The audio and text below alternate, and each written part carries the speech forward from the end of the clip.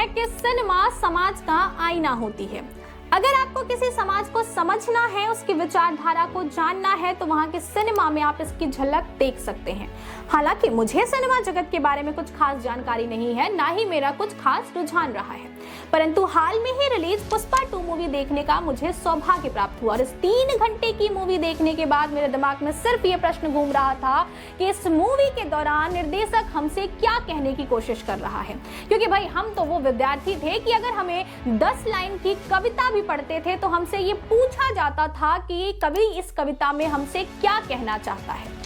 फिर इस मूवी को तो मैंने अपने जीवन के 3 घंटे दिए थे। इस तरीके के प्रश्न का दिमाग में आना लाजमी था।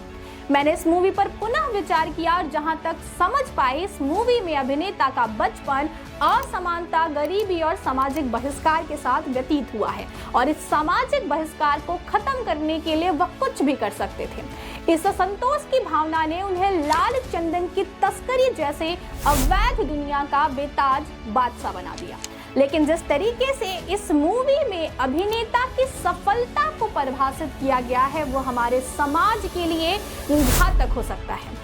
जिस तरीके से इस मूवी में दिखाया गया है कि आप अवैध काम करके पूरे सिस्टम को, पूरे लोकतंत्र को कंट्रोल कर सकते हैं, अपनी मुट्ठी में कर सकते हैं, किसी राज्य के मुख्यमंत्री के चुनाव को पूरी तरीके से खेल बना के दिखाया गया है। हमारे देश के बहुमूल्य वस्तु लाल चंदन की तस्करी को इस तरीके से एक अभिनेता के तौर पर प्रोत्साहित करना एक गलत उदाहरण स्थापित करता है, वो भी हमारे जैसे भारतीय देश में जहां पे सिनेमा जगत में अभिनय करने वाले अभिनेता को हम अपनी रियल लाइफ का आइडल मानते हैं।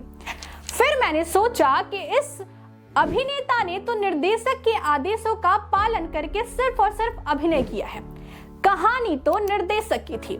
अब प्रश्न ये उठता है कि आखिर निर्देशक ऐसी कहानियां बना क्यों रहे हैं, क्योंकि सिनेमा तो समाज का आईना थी। तो क्या ये मूवी हमारे समाज का ही एक प्रतिबिंब मात्र है? क्योंकि अगर हम बात करते हैं 90s की मूवी की, तो कहानियां सामाजिक रूढ़िवादिता के विरुद्ध में एक संघर्ष को दिखाती थी, हमारे समाज में एकजुटता की अहमियत को समझाती थी, मानव जीवन के त्याग को दर्शाती थी।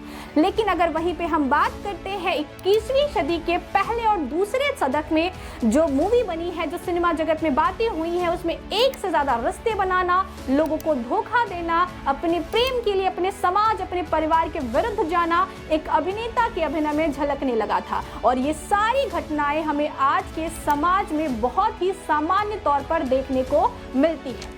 इस बात से हमें ये समझ में आता है कि हमारे समाज का एक बड़ा हिस्सा सिनेमा जगत से प्रभावित होता है और हमारी आज की सिनेमा का रुझान KGF, एनिमल और पुष्पा जैसी मूवीज की ओर है। और इस तरीके की मूवी की लोकप्रियता ये दिखाती है कि कहीं ना कहीं हमारे समाज का एक बड़ा हिस्सा, खास करके हमारे देश के युवा, इस तरीके की कहानियों में स्वयं को ढूंढ रहा है। इस मूवी में अभिनेता की छवि भले ही एक अच्छे बेटे, एक अच्छे पति और एक अच्छे लीडर के रूप में की गई है, परंतु उनका व्यक्तित्व इतना उछला दिखाया गया है कि 4 लोगों के बीच में अपनी गलती स्वीकार कर लेने मात्र से उनका झुकेगा नहीं साला वाली जो छवि थी वो धूमिल होती हुई उन्हें दिखाई देती है। जबकि हमारे भारतवर्ष में हम हीरोज उनको मानते थे जिनके व्यक्तित्व में इतना गहराव होता था, उनके व्यक्तित्व में इतनी उदारता होती थी कि 4 लोगों के मस्तिष्क में उनके व्यक्तित्व की क्या छवि बन रही है, इस बात का उन्हें रत्ती भर फर्क नहीं पड़ता था। इस तरीके की मूवी का लगातार बनना और हमारे देश के युवाओं के बीच इसकी लोकप्रियता कहीं न कहीं हमारे देश के युवाओं की मानसिक स्थिति को दर्शाता है, क्योंकि हमारे युवा इन कहानियों में अपने जीवन को खोज रहे हैं। और इस मूवी से वो शिक्षा जो मुझे अपने जीवन में ग्रहण करने लायक लगी वो ये थी कि अगर आपके पास क्षमता है, आपके पास कौशल है, तो इस दुनिया में आपकी कमियों को नजरअंदाज किया जा सकता है। आप स्वयं को इतना सशक्त बनाइए कि ना सिर्फ आप अपनी, अपने परिवार की तथा अपने समाज की भी विषम परिस्थितियों में सुरक्षा कर सके। अगर आप सशक्त नहीं है तो आपकी भावनाएं, आपके विचार को समाज में तो क्या, आप आपके परिवार में भी नहीं समझा जाएगा। आप हमें कमेंट बॉक्स करके में जरूर बताइएगा कि आपके विचार से इस तरीके की मूवी का आना और इसकी लोकप्रियता के पीछे क्या कारण है। क्या इनका कोई प्रभाव हमारे समाज पर, हमारे सोचने के तरीके पर पड़ता है, या सिर्फ दर्शक के रूप में इस मूवी को हम एंजॉय कर बाहर चले आते हैं और अंदर देखी गई किसी भी बात का हमारी असल जिंदगी में, हमारे व्यक्तित्व पर कोई प्रभाव नहीं पड़ता।